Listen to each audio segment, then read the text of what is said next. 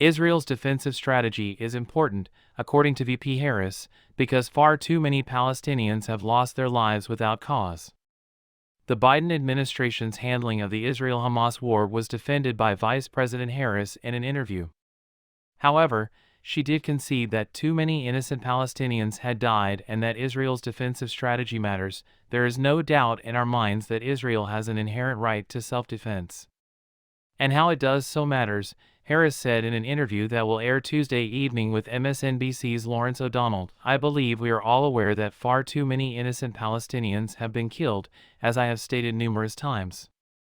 A reduction in intensity and an increase in precision in Israel's pursuit of Hamas and its leadership are crucial, she went on to say, adding that her group has already made its position clear on the matter. Top U.S. officials recently met with Israeli officials to discuss a shift to more surgical operations and methods the Israeli military could use to reduce the intensity of the war. Days earlier, Harris made similar remarks. On Tuesday, the Israeli military resumed its ground campaign in Gaza, carrying out additional airstrikes in the southern part of the territory and raiding one of the last operational hospitals in the northern part. According to Harris, she recently had conversations with multiple leaders in Dubai, UAE, regarding the United States' support for a two-state solution to the conflict, the administration's dedication to doing the hard work that will require to get to a place where we, for the principles that we have stated, will insist there will be no reoccupation of Gaza by the Israelis, there will be no forced displacement of Palestinians, the vice president continued.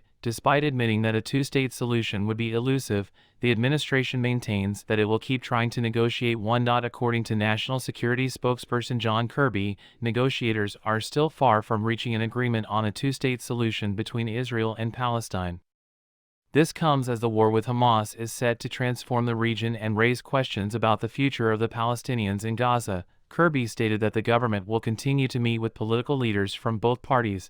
According to the publication, Defense Secretary Lloyd Austin and Air Force General C.Q. Brown, the chairman of the Joint Chiefs of Staff, pleaded with Israeli Prime Minister Benjamin Netanyahu and other top officials in Israel to reduce the intensity of combat operations.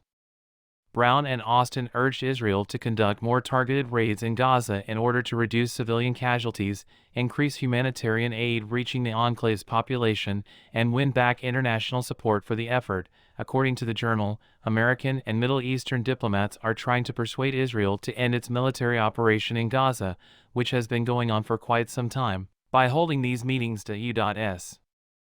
officials have privately communicated with Israelis, as we reported earlier, that they are concerned about the humanitarian toll and want the fighting scaled down quickly, rather than in months.